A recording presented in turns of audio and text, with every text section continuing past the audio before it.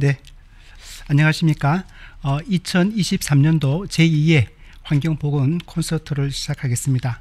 이 제2의 환경보건 콘서트는 환경부에서 주최하는 올해 들어서 두 번째 하는 환경보건 콘서트가 되겠습니다. 저는 그 대전 환경보건센터장을 맡고 있는 황서련이라고 합니다. 오늘 제가 이제 강의를 할 주제가 환경성 질환에 대한 이해입니다.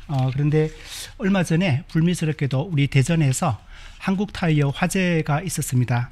그래서 오늘 제가 말씀드릴 주제는 우리 화재가 지역 주민에 미치는 건강에 미치는 영향에 대해서 말씀을 드리도록 하겠습니다. 현재 제가 오늘 이제 발표드릴 순서는 화재의 정의하고 발생 현황, 그 다음에 화재 발생 이후에 주민 건강 영향 조사의 필요성, 그리고 세 번째로는 화재 발생 시 지역 주민이 미치는 영향, 그리고 네 번째로는 유해 물질 노출과 이에 따른 그 저감 방안, 이 순서대로 말씀을 드리도록 하겠습니다. 화재라고 하는 것은 그 사람에 의해서 의도하거나 혹은 고의에 의해서 발생하는 연소 현상으로 소화시설 등을 사용해서 소화할 필요가 있거나 또는 화학적인 이제 폭발 현상을 이야기하고 있습니다. 아마 최근에 저희가 강원도 산불이라든지 이런 주위에 여러 가지 다양한 산불들을 이제 경험을 했을 텐데요. 그래서 저희가 이제 화재에 대한 정의를 이렇게 내리고 있습니다. 네, 두 번째로 최근에 저희가 이제 화재 발생 현황에 대해서 잠깐 말씀드리면은 아까 조금 전에 이제 모두에 말씀드렸던 그 대전에서 한국타이어에서 대형 화재가 있었습니다. 이로 인해서 여러 가지 민원도 많이 발생하고 있었고, 또한 이런 주민 건강 영향의 피해가 많이 있어서 이에 대한 그 심각성이 좀 대두가 되었었고요. 그 다음에 이 외에도 대형 화재라고 하는 것은 여기에서 화면에서 보시는 것처럼 많이 이제 발생하고 있는데, 대표적으로 밀양의 한국카본 대형 화재도 좀 볼 수 있었고요. 그 다음에 두 번째로는 남양주 가구 업체, 그리고 아까 잠깐 말씀드렸던 강릉, 이런 지난 몇 년 전에는 아마 강릉 산불이 아마 한 달 가까이 지속됐던 걸로 이렇게 저희가 파악하고 있습니다. 이로 인한 여러 가지 주민의 여러 가지 건강에 대한 영향 피해라든지, 또한 이 주택이라든지 산림 피해 복구가 아직도 이루어지지 않은 그런 내용을 주로 볼 수가 있습니다. 그러면 이제 두 번째로는 저희가 이제 화재 발생 현황에 대해서 잠깐 말씀드리고자 하면은, 화재로 인한 그 사망자 약 70%가 주로 주거 시설에서 많이 발생을 하고 있습니다. 그래서 특히 이제 봄철 같은 경우에는 이런 그 정부 부처에서 여러 가지 많은 주의를 이제 당부를 하고 있고요. 특히 이제 화재 시 인명 피해가 가장 많이 발생하는 곳 또한 주거 시설입니다. 그리고 이런 주거 시설의 화재가 전체 사망자 전체의 약 한 70.3%를 차지하고 있고요. 그리고 이제 부상자는 약 52.4%를 차지하고 있습니다. 특히 여기에 이제 가장 앞에서 말씀드렸던 사망자 전체의 70.3%가 주로 연기라든지 유독가스라든지 이런 또 특히 화상이 약 한 41.9%를 차지하고 있고요. 그 다음에 이런 연기나 유독가스 흡입이 약 한 23.8%입니다. 그리고 이제 부상의 원인으로는 화상이 약 한 46.2%고, 그 다음에 유독가스의 흡입이 한 30.7%로 나타나고 있습니다. 그래서 왼쪽에 보이는 이 그림은 저희가 최근 5년 동안, 즉 17년도부터 한 21년 월별 화재 발생 현황을 통계로 좀 보여드리고 있습니다. 그리고 그 밑에 그림은 이제 행정구역별 화재 발생 현황인데, 아마 위아래 이 두 표를 보셔서도 아시겠지만 최근에 이런 여러 가지 화재 발생 현황이 얼마나 많은지 좀 알 수 있을 것 같습니다. 그리고 이제 또한 이런 우리가 화재 발생 이후에 이제 피해 구제가 되겠는데요. 특히 이제 정부에서 여러 가지 할 수 있는 거는 재난안전대책본부를 통해서 여러 가지 이제 이 피해 주민에 대한 주거 생활 안정, 그 다음에 여러 가지 이제 성금을 모아서 지원하는 거라든지, 또 대한적십자사가 어떤 지원을 요청을 하고 있고, 또 조립주택 제작과 설치 이런 이제 국가 차원에서 여러 가지 보호가 이루어지고 있고요. 또한 지방세 감면이라든지 화재 방지 시설 확충, 또 생업으로 복귀를 도와주는 이런 여러 가지가 있습니다. 그리고 특히 옆에 이제 그 우측에서 보시는 것처럼 화재 발생했을 때에 인근 주민에 대한 구제 방안으로 마음 톡톡 버스, 그러니까 정신적인 여러 가지 어떤 스트레스라든지 혹은 이런 트라우마가 충분히 있을 수 있습니다. 이로 인한 상담 제공이라든지 고위험군에 대한 대상을 해서 기초정신건강복지센터를 연계한 이런 여러 가지 상담 프로그램이 있습니다. 그래서 화재 발생 인근 지역 주민에 대한 건강 역학조사라든지 그 다음에 또 환경 대기질 조사 등을 통해서 이런 대책 마련이 현재로서는 좀 많이 부족한 걸로 그렇게 이제 파악이 되고 있습니다. 그래서 이제 특히 이제 화재 발생 시 이제 지역 주민이 미치는 영향 중에서 먼저 저희가 이제 산불 관련했을 때 대개 이제 우리가 PM2.5의 5가 호흡기에 미치는 영향을 저희가 좀 조사를 해봤는데요. 특히 2021년도에 그 남부 캘리포니아에서 많은 그런 화재가 아주 장기간 지속이 되었습니다. 이때 산불 관련 PM2.5가 비연기 PM2.5보다 약 10배 가까이 이상 유해한 걸로 그렇게 되어 있고요. 특히 어린이 및 노인과 같은 취약계층에 있어서 위험도가 높고요. 이로 인한 천식이라든지 폐기종 등을 앓고 있는 환자에게서 많은 영향을 미칠 수 있습니다. 또 PM2.5 이외에도 주변 대기에 있는 그 다환 방향 그쪽 그 탄화수소와 같은 이런 물질의 농도가 같이 증가함으로 인해서 이런 주민들에게 있어서 건강 영향에 많은 영향을 미치고 있다, 이렇게 말씀드릴 수 있겠고요. 그 옆에 이제 그림은 이제 우리가 2018년도에 화재로 인한 PM2.5가 특히 단기 사망과 이런 경제적 여러 가지 파급 효과에 미치는 영향을 이 영국에서 조사한 내용을 잠시 데이터를 좀 보여드리고 있습니다. 잠깐만요. 그 다음 화면이 잠깐만요. 네, 그 다음 화면은 이제 특히 두 번째로는 또 인천 화물선 화재로 인한 인근 지역의 대기 오염, 요거는 이제 2018년도 그 사고인데요. 화재 직후에 이제 미세먼지와 중금속, 특히 이제 독성 물질인 알데하이드 이 수치가 기존에 비해서 5배 이상 급증했습니다. 그리고 특히 이제 또 복합 악취 기준치가 기존치에 대해서 45배나 증가하고, 이로 인해서 두통이라든지 메스꺼움 유발이라든지 이런 것들이 좀 많이 있었고요. 그 다음에 이제 화재 당일 악취 신고가 약 한 200여 건이 접수가 되는 그런 게 있었습니다. 그래서 이런 지역 주민 건강에 미치는 영향과 대기 환경 오염으로 인한 환경 위해 영향 조사가 대두되었고, 이래서 이제 환경부에서는 국립환경과학원을 통해서 이에 대한 조사를 한 사실이 있습니다. 그리고 이제 또 세 번째로는 이런 그 구문천리 화재로 인한 지역 주민의 안전과 건강 위협, 이건 화성시 2020년도에 발생한 내용입니다. 그래서 이때는 그 PVC 재질의 플라스틱 화재 노출로 인해서 이런 프탈레이터, 즉 다이옥신이라든지 이런 발암 물질이 좀 대량으로 방출되었고요. 특히 이제 야간에 기온 저하 시 악취가 많이 발생하는 이런 것도 있었습니다. 그리고 이런 인명 피해와 별도로 폐플라스틱 화재가 내뿜는 연기가 인체에 미치는 영향에 대해서 정확한 조사 요구가 있었고, 이런 것들을 이제 우리 시민에게 알려줄 것을 강력하게 주장했습니다.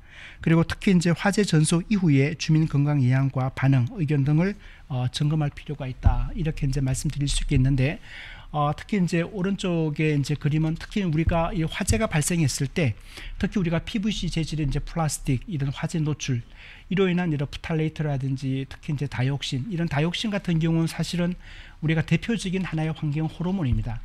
이 그림에서 보시는 것처럼 이런 환경 호르몬에 노출되었을 때에 여러 가지 이런 특히 이제 우리 소화기계의 간이라든지 아니면은 또 이런 염소성 요들은 피부에 미치는 이런 것도 있고요.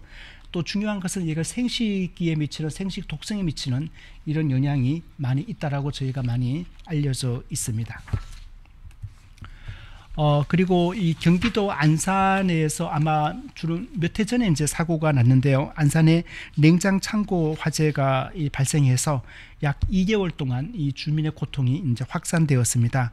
그리고 특히 이제 이런 야간이나 이 심야 시간대에 이제 악취가 이렇게 많이 이제 있었고요. 이로 인해서 많은 불편감이 있었습니다. 그래서 이런 것들로 인해서 주변 그 주민들이 여러 가지 화학 성분이라든지 이런 것들로 인한 두통이나 이런 근육통이 또 유발되기도 했고, 특히 이제 또 정서적 심리적 피해라든지 또 천식이나 인후염 이런 여러 가지 많은 신경적 신경 조직의 손상까지도 많이 있었고요.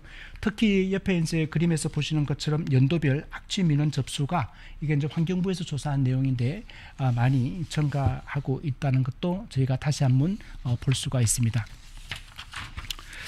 제가 오늘 이제 사실은 이 발표를 그 환경성 질환의 위해를 대신해서 이 화재에 대해서 말씀드리게 된 이유 중에 하나가 저희 이제 대전 환경센터가 소재하고 있는 신탄진입니다.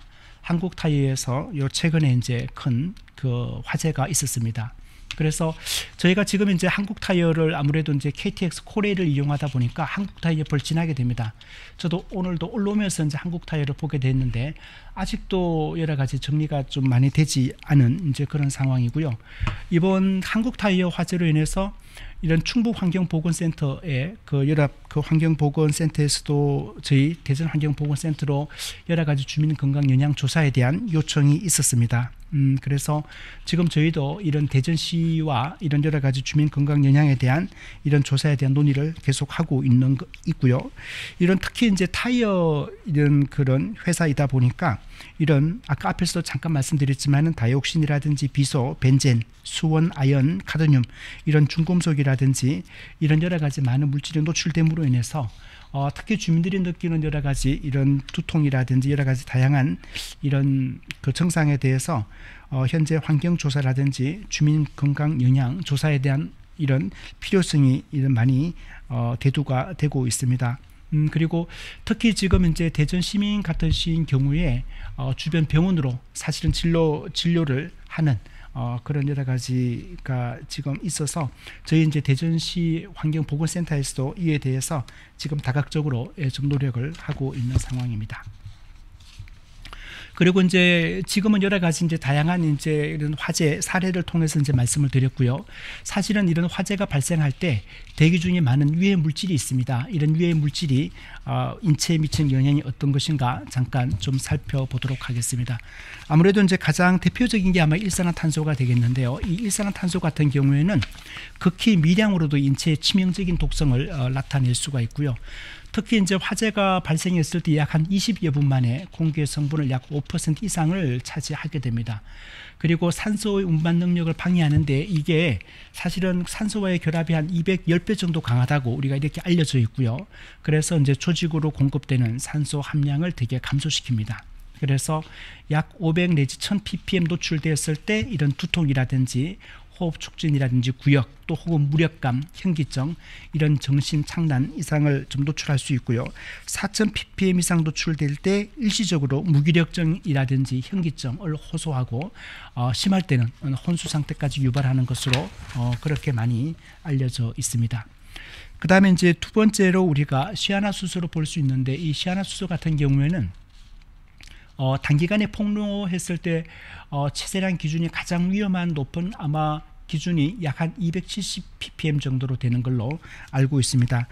이 시아나수소는 주로 모직물이라든지 종이, 실커, 질소를 함유한 합성 이런 그런 그 중합체 연소에 의해서 발생하는 것으로 연기 흡입에 의한 사망을 유발하는 것으로 그렇게 알려져 있습니다. 그래서 산화작용 억제라든지 세포 호흡 장애 유발, 이로 인한 무기력, 두통, 정신 착란, 구역, 구토 이런 것을 유발하고요. 대량 흡입 시 허탈이라든지 의식 소실, 경련 유발, 사망을 초래하는 그런 것으로도 우리가 널리 알려져 있습니다. 그 다음에 이제 황화수소 같은 경우에 이제 여러 가지 모직 제품이라든지 가죽, 모발, 고기 등이 연소될 때에 주로 많이 이제 발생하는데 이 황화수소 같은 경우에는 산화작용을 억제하는 것으로서 그래서 우리가 세포 호흡에 장애를 유발하고 있습니다. 그래서 실제 각각 이런 ppm 농도에 따라서 많은 작용이 있는데요. 0.1 ppm 같은 경우에는 자극에 대한 약간의 감각 소실과 50 ppm 농도로 갔을 때는 악취라든지 후각의 피로 현상을 유발하고 그 다음에 1000에서 2000 ppm 같은 경우에는 호흡 중추가 마비되고 호흡이 정지되는 이런 문제가 있을 수 있습니다. 그리고 아마 또 여러분들이 또 잘 아시는 것 중에 하나가 이제 이산화탄소입니다. 이 이산화탄소 같은 경우에는 모든 유기 물질이 연소될 때 이제 발생을 하는데 이런 산소를 대체함으로써 질식 장애를 유발할 수가 질식재료도 작용할 가능성이 있습니다. 그래서 이런 CO2 노출로 인한 여러 가지 안전을 위협하고 있어서 이런 것들은 우리가 소방시설법으로부터 이런 개선할 필요가 있고요. 여기에 각각 얼마 정도 노출되었을 때에 대한 것들은 이 표를 보시면은 그래서 이산화탄소 농도에 따른 이런 생리적 현상에 대해서 자세하게 설명을 해 나왔습니다. 그래서 요거를 참조해 보시면 될 것 같습니다. 그 다음에 이제 우리가 염화수소 같은 경우에는 PVC라든지 아크릴과 같은 염소를 함유한 플라스틱이 분해되는 과정에서 발생을 하고 있습니다. 그래서 이제 노출 시 눈이라든지 빛, 호흡기 점막에 자극을 주어서 안구의 통증이라든지 또는 기도의 자극 또는 눈물이라든지 기침, 질식, 흉부 압박감에 의한 여러 가지 증상도 유발할 수 있고요. 저농도에서는 주로 이제 만성 노출 시 만성 기관지염이라든지 비중격 궤양 등이 나타날 수 있습니다. 특히 이제 이런 화재로 인한 에어로졸 발생으로 인해서 아까 앞에서 말씀드렸던 이런 증상들이 좀 더 과속화될 수도 있고요. 그 다음에 이제 질소 화합물 같은 경우에는 이제 산화질소라든지 아산화질소 이런 또 이야기하는 거 삼산화질소 등을 포함한 이런 질소 산화물입니다. 그래서 이런 것들은 주로 셀룰로즈, 질산염, 석탄, 모칩과 같은 물질에 있어서 염분에 의해서 이제 발생을 하고 있습니다. 그래서 이제 한 50ppm 농도였을 때 폐에 악업성 또는 만성 이런 폐수종을 유발하기도 하고 1000ppm 이상 농도로 갔을 때는 폐수종을 일으켜서 사망하는 이런 대표적인 좀 위험한 물질이기도 하고요. 그 다음에 이제 이산화황 같은 경우에는 이런 황을 함유한 물질에 있어서 열분에 의해서 이제 일으키는 산물입니다. 그래서 물과 접촉을 했을 때에 황산을 이제 형성을 하게 되고 이 농도에 따라서 많은 이제 피해가 있을 수 있습니다. 그래서 6에서 한 뭐 12ppm에 있을 때는 주로 불쾌감이라든지 안구의 자극 증상, 눈물 또는 이제 비후두의 자극, 기침. 그리고 이제 20ppm으로 갔을 때는 주로 이제 결막염이라든지 기침, 기관지 수축. 30에서 한 40ppm 됐을 때 흉부 압박이라든지 질식감, 호흡 곤란. 그리고 우리가 400에서 한 500ppm 갔을 때는 이제 이런 단시간 노출로 인해서 생명을 위협을 이제 초래하는 걸로 또 우리가 널리 알려져 있는 물질입니다.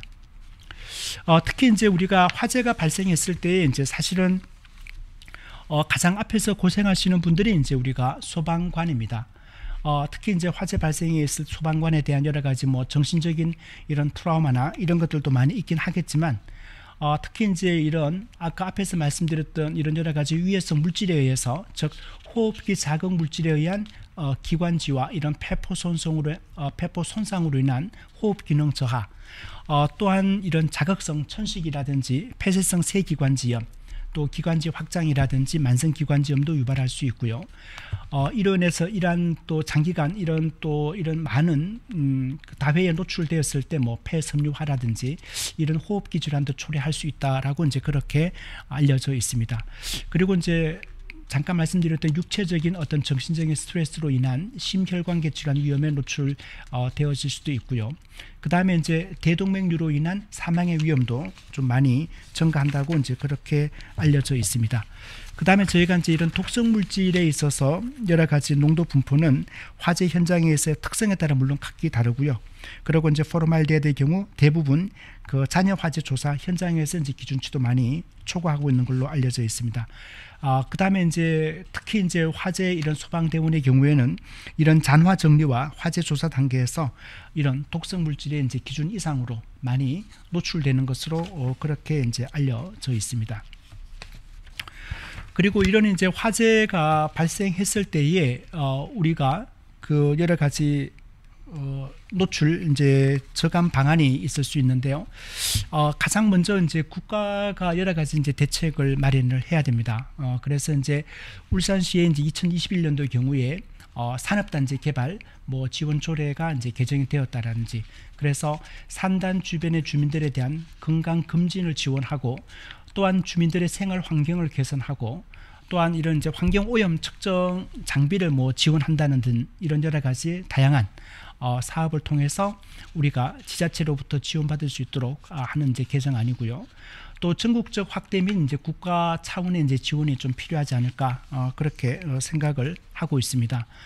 그래서 특히 이제 현재 그 화재 관련한 국가 여러 가지 보건 대책이라든지 또 이재민에 대한 심리적인 상담과 의료 지원에 대한 서비스에만 지금 현재는 국한되어 있습니다. 이런 것들이 이제 범정부 이런 TFT나 이런 것들을 구성을 해서 말씀드렸던 주민 건강 영향에 대한 실태 파악이라든지 향후 발생할 수 있는 건강의 이상을 좀 더 중장기적으로 추적할 수 있는 보건관리 대책 구축도 필요하다고 이제 생각이 되고요.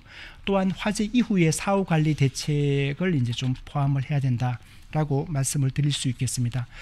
특히 이제 지난번에 이제 강원도 산불의 경우도 좀 여러 가지 저희가 보실 수가 있는데, 산불의 경우도 산불이 발생하고 난 이후에 얼마 동안은 여러 가지 방송이나 이런 것들에서 계속적으로 이제 추적을 함으로 인해서 관심이 고조되었다가 일정한 시간이 지나게 되면은 언론에서 혹은 여러 가지 이제 주변 내 관심에서도 많이 관심에서도 많이 이제 좀 시간이 좀 이렇게 지체됨으로 인해서 좀 잊어지는 경우가 있습니다. 그래서 이제 사실은 이런 것들도 우리 언론도 마찬가지지만 주변의 관심, 특히 정부 지자체에서도 끝까지 관심을 가지고 해야 되지 않을까 이제 그렇게 좀 생각을 하고 있습니다. 그래서 이런 아까 말씀드렸던 특히 동해안 산불 지역에 대한 그 끝까지 이제 우리 그 지자체에서도 마찬가지지만 중앙 정부에서도 주민 건강에 대한 실태파나 이런 것들도 끝까지 좀 해야 될 필요성이 있을 것 같고요.